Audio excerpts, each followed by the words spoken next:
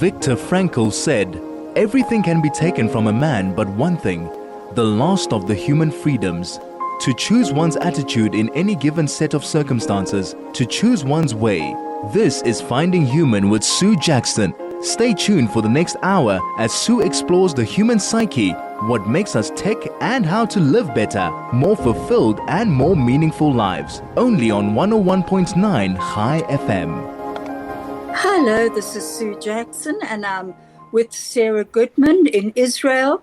Good morning, Sarah. It's so good to have you. Good morning, Sue. I'm happy to be here. Sarah has got a bit of a cough today, but she said she's not going to put the Zoom off. So we are looking at each other face to face, which is wonderful because so often we send messages to each other, but we don't see one another. Our topic today is living with hope.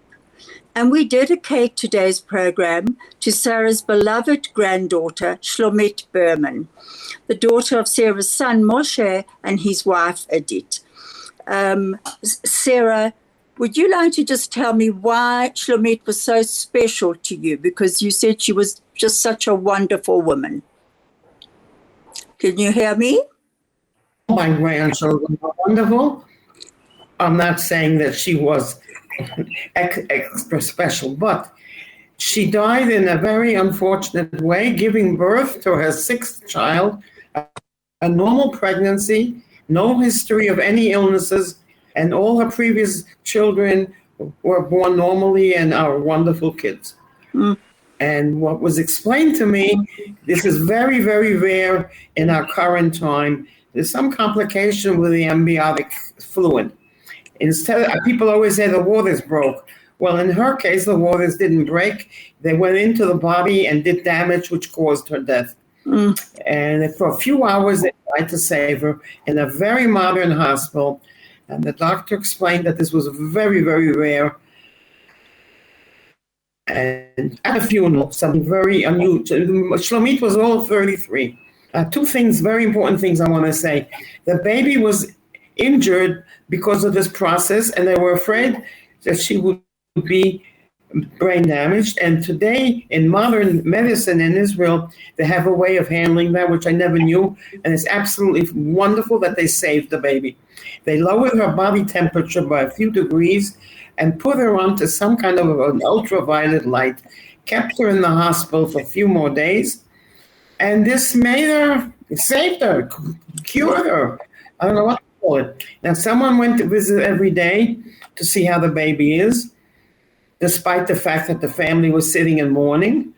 And after 5 days, an uncle of the baby wrote me that she had no wires on her anymore, and he was allowed to hold her. Huh. And they told her she's going to be seen by 3 people, 2 doctors, cardiologists and neurologists, and also physiotherapists. They all said she's fine, and she came home. Wow. So this little baby came home, motherless baby, the 6th child in the family. Now, this is very tragic, but the family and the community all got very busy helping. First of all, the young father, who's all of 35, immediately got, we call maternity leave, but for a man, it's paternity leave, which he still has for a few more weeks. And secondly, the family got organized. The parents of my son and his wife live in the same little town, and then all the neighbors got organized. Everything was taken, somebody took charge. And the baby, I've seen the baby, you can see she's fine. She raised her head when she should. And this is one miracle that she came out of this. And they named her. The other thing that's important is at the funeral, my daughter-in-law, Edith, got up and spoke about her. And there were many people speaking and crying, and friends of hers, etc., and her siblings. Edith spoke very nicely, and then she turned, and this was taped. She spoke to the community that came to the funeral, and she said, whoever is here pregnant, or do you have someone at home pregnant, please tell them not to go into a panic, not to get excited, not to worry. This, what happened to our Shlomit, was very, very, very rare in modern times, and many babies are normally and healthy, and many young mothers recuperate normally. And this message of hers was so special that this tape went all over. And people who didn't know her got the message, and it was on all kinds of sites. And for her to have the strength at the moment that she's burying her daughter to say this was very unusual. But this is, if I say Shlomit was unusual, she obviously got this from her parents. At the few days of sitting, we call it sitting Shiva, which is sitting mourning a week, which you do for a parent, a child, or a sibling. I, as a grandmother, do not sit Shiva. That's not done by grandparents. But at this few days, there was a huge notice on the door of all the wonders that Shlomit did. Now, she was an accountant, and she had a full-time job as an accountant, and she ran the home with her husband's help, with the 5 children, and they all got her attention. And between this and that, she worried about other people. In some young family, the husband was drafted in reserve duty because of our current war. She'd bring over a meal. A different young woman just had a baby. She'd bring something over there. She was always looking out to help other people. And as a project, after her death, the family decided to encourage everyone to do this, to look out for other people. Now, the name Shlomit is a version of Shalom, which means peace. And it's also a way of we greet each other. We greet each other with Shalom. They made this program that people should greet their neighbor that they never spoke to. Greet someone in problem, in her honor, in her memory. This is something very special. That's so beautiful. That's one thing. Besides that, I have a few very difficult weeks. My previous talk with you, we talked about my grandson who fell in Gaza in his tank as a wonderful, heroic soldier. Now, December 22nd would have been a year, and we were planning to have a huge memorial of a year. And his parents, his family, my daughter, they live on a kibbutz. There's lots of space, and we're planning a big crowd. But my sister, who was sick and elderly, died on that Friday before December 22nd, and the funeral was that morning. So, of course, I had to go to my sister's funeral, which was very sad, but she had not been with us for quite a while, and she had been in a coma. And she was 83, which is a normal kind of death. So I went to the funeral, and strictly speaking, I should have then gone home and observed the mourning for my sister. But instead, I felt I had to go and participate in the memorial for my grandson. Your grandson. Your grandson, Yakir.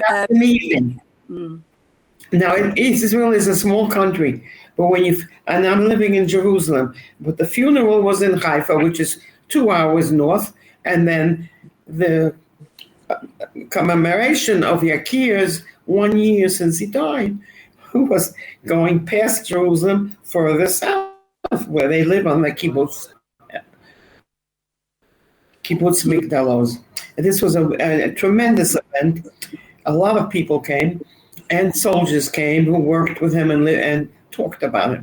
And after that, I went home to observe the traditional few days where you stay home and you receive guests who mourn with you and help you. But instead of thinking only about my sister, at the same time, I was talking about my grandson who fell a year ago and about my daughter. It was a very peculiar thing. And when I finished sitting Shiva, having the mourning for my sister, the following week, on December 29th, we had the 1 month for my sister. Your granddaughter. We had a meeting of family to observe. 1 month is an important date in Jewish tradition. We can gather together and we talk about the sister. Now, my sister and I, as I previously talked about, we escaped from the Holocaust because our parents were extremely brave and clever. We're going to get back to that. This is Finding Human with Sue Jackson, only on 101.9 High FM. Hello, this is Sue, and I'm back with Sarah Goodman in Israel. And Sarah we were talking about her granddaughter and who passed away, and also her sister Hadassah, and her grandson Yakir, who fell in battle, heroically fell in battle, trying to save our homeland. I read this, and I just got to say this to you, Sarah. This is from Rabbi Lord Jonathan Sachs, and he says, "We are as great as the challenges we have the courage to undertake." Did you hear that?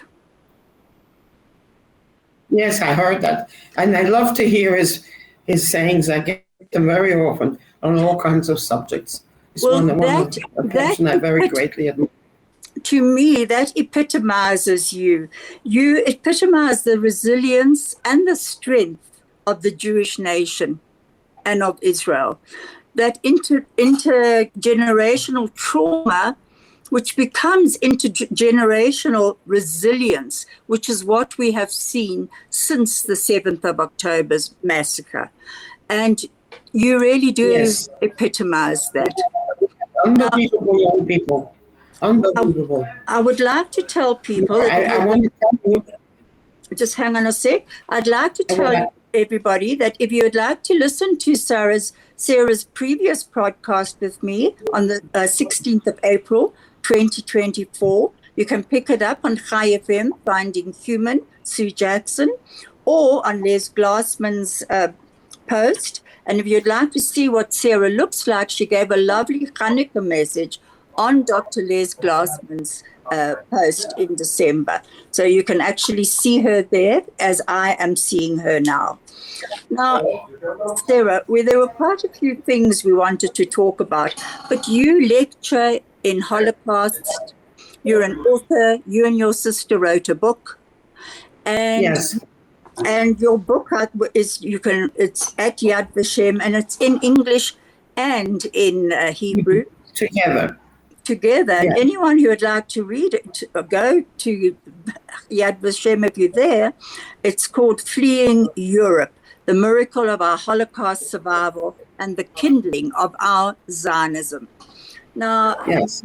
Yes, I want to speak about that too. Right. Well, tell me. The baby is being cared for very well. The baby is good. There's an unusual story about this. Babies at home get nursed by their mothers. If the mother's deceased, then you buy formula, but mother's milk is better. In the hospital, they managed to give her mother's milk. And at home, all kinds of people donated who happen to be nursing, and their body is producing extra milk. Now, this is not only women nursing in the same town. Sometimes the milk comes from a distance. The milk is frozen in a plastic bag. I don't know how they make the arrangements. Somebody travels with it in a bag with ice cube blocks, keeping it chilled. And this baby has been getting, during the day, a certain amount of mother's milk from another mother. This was done years ago, hundreds of years ago, if a mother died in a small community where many women were nursing. But this is even coming from a distance. One of his cousins arranged in her town, whoever happens to be nursing. Wow. It's a very unusual thing. Besides that, a lot of people, of course, are helping. The other thing, I want to talk about the family. We all felt this, one thing after the other happening. Now, we decided last year, it would have been 50 years that we made Aliyah. We came at the end of Hanukkah, the end of December 1973. So we should have celebrated in 23, but we had a little war here. Not so little. A terrible war, absolutely. Yes, so that gave my children more time to organize because they weren't going to cancel. I said, we're canceling? They said, no, we're postponing. And then Yakir fell. And again, I said, we're canceling? They said, no, they don't want to cancel. It's too important. So 2 weeks ago, the whole family went to a youth hostel, a beautiful place. And my first miracle was that every single member of the family came. I was sure one of the men would be doing reserve duty because we have an ongoing war. Even Yakir's brothers were called back not to be in a dangerous battle area, but as additional manpower, helping to supply or helping to train. This is part of the story. I mean, of course, they agreed, and their parents had to sign that they agreed. Now, a different brother of Yakir's happens to be a medical student in his 5th year. He was not asked to come back because learning medicine is recognized as being very, very important. In any case, the whole family came together. Now, we were in a very large place. There were other groups there, but because we were a large number of people, we were given a room for our activities. Now, you were about 70 people. We were 74. Yeah. But that includes 15 under the age of 2. Oh, my word. How wonderful. The kids organized activities. Then some of them made up a quiz and talked. I spoke. And one of the things we all brought up to talk about were the people that we had lost. That wasn't the purpose of the weekend. The purpose was to recognize, and they thanked me for bringing them to Israel. Because there's a picture in the picture of the tree in the corner of me coming down the steps of the airplane. I'm told airplanes no longer have people going up and down steps. But I haven't flown in a few years, so I didn't know that. I looked at a huge family tree that's a meter by a meter with everyone's faces and their date of birth and the date, and it's by families, and the date of the wedding, and the 3 people who are deceased. That would be my husband, Rafi, who died 15 years ago, and the 2 grandchildren, one a soldier, and my young granddaughter, Shlomit. They're all included. I've had people coming. I live in an assisted living in Jerusalem, and my neighbors and friends have been coming to look at this big thing on my wall because it's really amazing. Of course, on the radio, I can't show it. You showed it to me. You sent it to me. People ask how I managed. By my age, I know things happen. I was very upset about Shlomit specifically, more upset, because this was completely out of any kind of reasonable framework. And I went around saying, I'm really very angry with the Almighty. And I soon realized that this was silly. I can't be angry with the Almighty. I don't understand the plan. I don't know why this happened. She was a wonderful woman. But life goes on. Those children have to be cared for. They're doing very well. They're getting lots of care, lots of attention. And life goes on, and these things happen. And I'm too small to try to understand the big picture. I don't know if anybody can. But living in Israel, losing soldiers is unfortunately part of the picture. Absolutely. It's heartbreaking, Sarah. Altogether, the weekend was just unbelievable. And the kids all behaved beautifully. And there were toys and games and activities and a Bible lesson, of course. And it's a wonderful place. You sent me the photograph of all the family with that wonderful family tree. Well, I held it for ages, just looking at all the faces. It's the most beautiful family tree. And you said it's under plexiglass. So that's what you've got on your wall. It's on my living room wall. I have a very small unit because I'm not in my home in the apartments we lived in as a family. And everyone comes to admire it. All these pictures in this room. Is everyone admiring it? Excuse me? Has everyone come to visit? Do they admire it? Your family tree? Do they all want you to talk about it? If there is a bit of hesitation, it's because we are from here to Israel. Sarah, you also on Holocaust Remembrance Day, you are invited to talk to IDF soldiers, to other people as well. Tell me a bit about those talks. Yes, this is something I've been doing for more than 20 years. Our story is very unusual in that we gather out of the mess in Europe because my parents, I don't know where it came from. I can only say that they had help from the Almighty. They weren't trained and they didn't belong to any kind of group. They just thought what to do and did it. And we went through 5 countries in Europe till Portugal. Portugal, my father got a boat. The first boat told him you can't get on. Apparently, some wise guy sold the tickets double. We got on a different boat, and we got to Cuba because Cuba was willing to have people come. And discovered with my talking that I believe the reason was that my father learned to deal with diamonds, and there were quite a big diamond industry in Cuba at that time. And when you apply to a country, you give them your name, your birthday, where you were born, and what your profession is. Now, once we hit Cuba, a few weeks later, my father heard the most amazing thing. The boat that would not let us go on it actually was torpedoed and sank with all its people and all its staff. So for us, this was a miracle. Very personal. Many miracles happened to my parents to get us out. But this specifically, I can say was also my miracle, because I would have been on that boat that sank. Mm-hmm. I have to say thank you to the God Almighty. That's absolutely. And eventually we got to the States. We had that interesting. So I talk about this. I feel it's important people should hear other stories, not only about the camps. Thank God we were not in the camps. And this is part of what I do. But you now, went my from sister, eight countries. You went through 8 countries, all in all, trying yes, to get. Israel is the 8th country. Right. Now, when my sister died, I decided to look.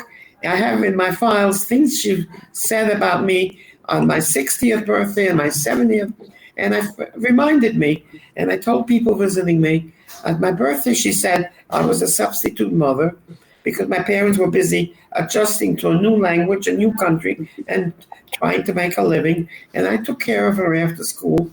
And she remembered that I taught her the 3 R's, reading, writing, and arithmetic. And started first grade.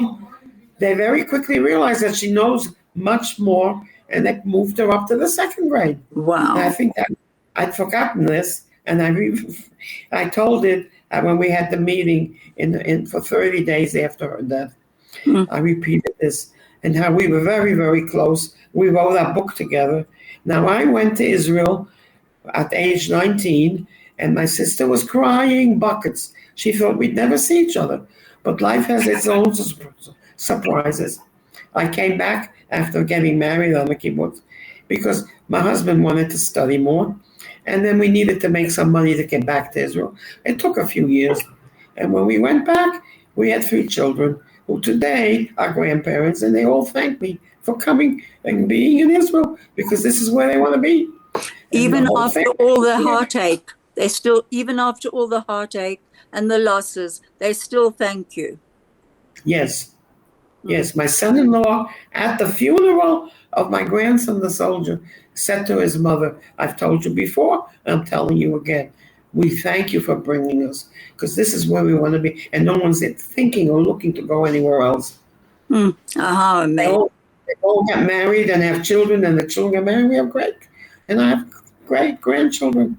And together, my sister, Hadassah, she should rest in peace, also has a big family that are all here. And my great-grandchildren, and together, this is all because my parents managed to get us out of burning Europe, out of the Holocaust. Now, Sarah, there are 3 of you, 3 girls that you're in your family. It was you, it was your sister Susan, you, and Hadassah. Did you all eventually land up in America? My sister Susan came to visit Israel for a year and was called back by my father, come quick, we're about to get American citizenship, which was very important, but she never came back again. She didn't make that choice. We made the choices. We came as married young families, and we struggled in the beginning, and we're very happy we did that. We found our place in Israel. I had a good job, my sister had a good job. And our husbands did well, and we have a big family to show for it. It's a big miracle. Hashem. And as Sarah, you also spoke in other countries. Yes. Tell me about that.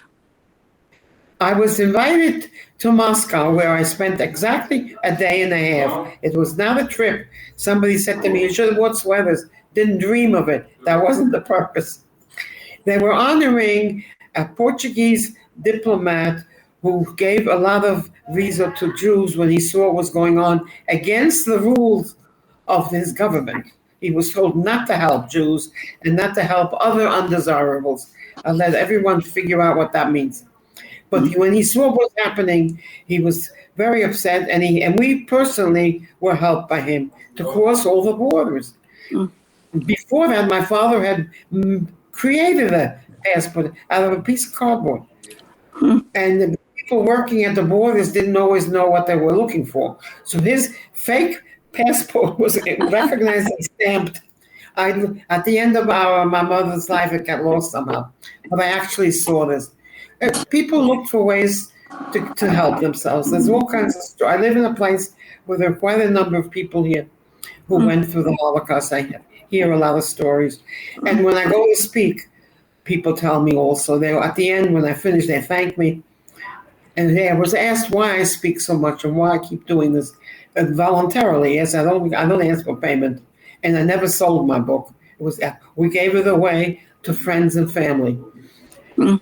Because I feel like the story of what my parents did is a different side of the Holocaust. And like my parents, there were thousands of people trying to run. But the big difference was that my parents succeeded. And their secret was that they didn't stop and wait for anything. From the very beginning, my father realized the most important thing is to keep moving. Otherwise, you get caught somewhere, as different countries became run by the Nazis and looking for Jews. And we managed to get out of each place before it turned that way. And Sarah, right? I'm talking for so many years because people want to hear this. I have a very different kind of story, and it's popular. You really do. But so right now there are a few. Our talk was posted on a few Facebooks, and a few people sent messages in wanting to know how have you kept your faith in all these losses? Well, I went around for a while saying that I'm very angry with the Almighty, and people said to me, "You're allowed to be angry. That means you have a relationship. A relationship can be this way and that way." But after a short time, I realized that it's sort of silly. I don't know what's behind it. Excuse me.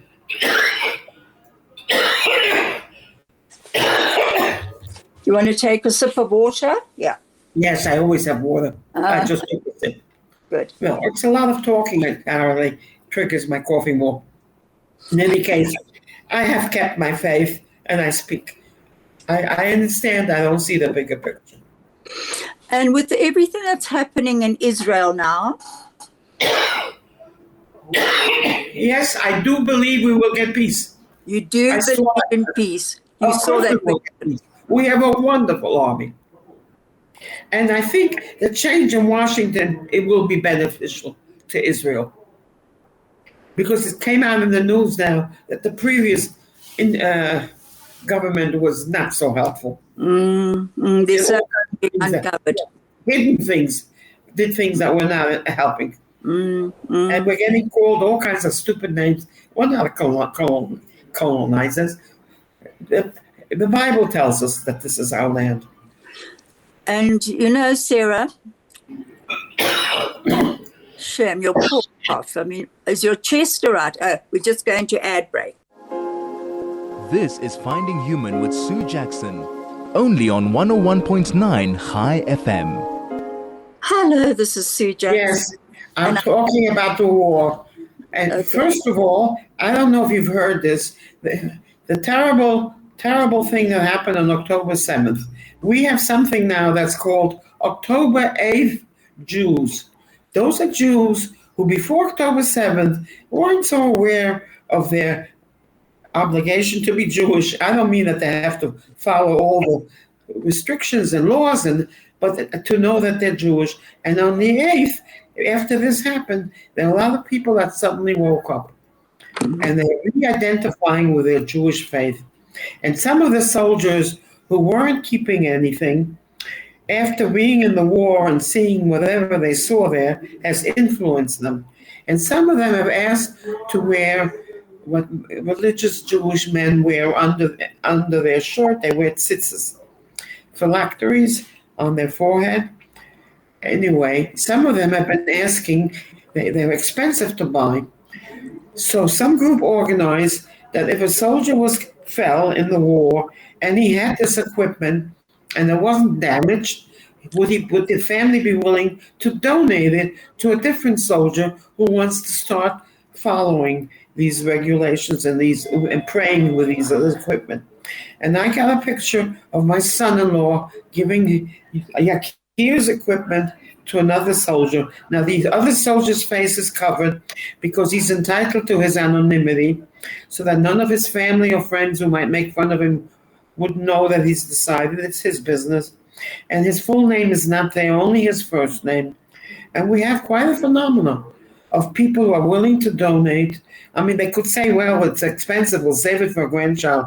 But my couple, my daughter and her husband, and other couples realize the importance of passing this on to someone who will honor it because it belonged to one of our heroes. This is something very special. A lot of things over the past year have been going on to honor the fallen soldiers. The last thing I've seen is somebody's putting out bottles of wine, table wine, with a picture of the fallen soldier. Wow. I saw it on my phone. I'm thinking I should buy it, but I don't know if I can drink it. And just to have it standing, I'm thinking what to do. I would like to buy it. Maybe I can use it as a gift. Other people are doing this. And another very big thing in Israel is that we have stickers all over the place with a picture of a fallen soldier, and next to it is written either a quote of things he used to say or something appropriate from our holy writings, and it's all over the place. I have one in the house, of course, and one of my granddaughters did a serious scholarly work with another friend writing on the subject. And they went up and down the country taking pictures of these stickers. And they vary. Different people do different things. I don't know. This just sort of caught on as a way. It's also a way for people to communicate. Someone might be passing your car and see the picture on your screen and know the person, and you start a conversation with a stranger. Amazing. You know what, Sarah? I've just got a message from my daughter in Israel, and she says she knows where you can get the wine, and you're not going to believe this, but it's from our nephew's son, Gilad Weinberg. Isn't that unbelievable? Isn't that amazing? Thank you, Shira, for sending that. That's wonderful to hear. Wow. Look at that connection. How amazing. Our nephew has many sons they're all Israeli in the IDF at the moment. So that is wonderful, honestly. Now, Sarah, the other thing that people have asked me is you mentioned helping others, but the IDF also does a lot for families who have lost people in this war. And have they helped your family as well? Oh, yes. But in the beginning, when it was the first 2 days, someone who was lacking a little bit in tact came and told them how much money they're going to get. And my daughter's reaction was to scream, I don't want the money, I want Yakir. Absolutely. You have to do it tactfully. But she's had weekends, and they talk to them, and there's a support system. You can get therapy. Besides that, the people of Israel are helping. Somebody promoted a trip for my daughter and a few other mothers who lost sons and took them for a few days to Europe, to a place, for a few days vacation. And I'm just glad that she accepted. She could have said, no, I don't want to do this. It was specifically for mothers. And it was a nice break, but I know every week she's busy. The school where he studied, they added a different department. And here in a different high school, they added books. And every time they will expect the parents to try and come. And now my daughter knows other families that work together. Isn't that amazing? All supporting one another. I mean, in that you have to say, we will win. Israel will win. Look at that care and love for each other and the support. And there was another message. What gives you the strength to care for others? But I want to first ask you, will you please give out your age? I'm going to be 89 in another month. Yeah. It'll last another month. You'll be here. You're just absolutely amazing. No one's letting you go too quickly. I see you looking at your watch. Aging is not a picnic. This one fell and this one is. I have friends, It's not for sissies. Not for sissies, definitely. Going back to your family and your tree of life, your family tree of life, I think it must be very, very special to look at that, to realize what you and your husband began with, how your life that you started, and just to see all of this. It's an amazing thing. But I'm not, there are many people here, and some even with bigger families, that my kids put this thing together was very special. Absolutely. They made it free. I see similar things in many apartments from people who have big families. There's all kinds of ways of doing this. Somebody has a huge vase where they stick a little tiny sticker with each new baby. Isn't it? Well, there's all kinds of ways. The thing is that we have some babies coming, they're on the way, and I don't have a way to add to this. So eventually I'll have to make a new tree. Are you still crocheting? Yes, I'm still crocheting, but not making big items, smaller items. And one of my eyes I don't see with well. And I made booties for the new babies, and I made a gift for a woman who came as a volunteer, and she finished her volunteering year. I gave her a crocheted scarf, something special, yes. And then you also... One of my birthdays, my kids gifted me with a box of greeting cards that the picture is a hands knitting, which I don't do. And my daughter said to her brother, you found a picture on the Google, but it's knitting. But I'm only crochets. Anyway, it says made by the hands of Sarah Goodman. And on the back, I can write my blessing or my greeting. They gave me 200 with envelopes. And I looked at that and I said, oh my. And you know what? It was a brilliant idea because I had been using them. Isn't that wonderful? Nice to get a greeting card when you get a gift. Absolutely. And it's so personal. And you also, as a little boy was born and named after your grandson, Yakir. And you crocheted a jacket. I sent them, yes. This was a young family. I met them when I was there visiting my daughter once. But of course, Yakir's name is already in the family. Two of the brothers their wives had babies within the year. And then nobody wants to call a baby directly Yakir. So the first one used it as a second name. Okay, we'll get back to that. This is Finding Human with Sue Jackson, only on 101.9 High FM.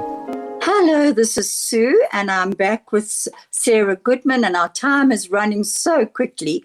But Sarah, you told me that your Shlomit's children are helped by IDF or young volunteers. Tell me a bit about that. Did you hear me there? No, I hear you. But I was going to answer you about the peace and also about speaking to soldiers. Yes, okay. I was invited to a large group of soldiers who really paid attention. I know all kinds of audiences. They're not always polite, and sometimes they're on the phone. That's depending on the age. But these young men were very, very young men and women were very interested in my Holocaust story.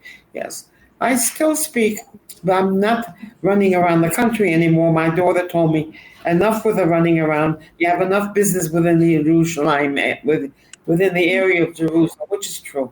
And I also say, I'm at the age where I listen to my children. You have to get to the point when you realize sometimes they have something very appropriate to say. I'm beginning to get there.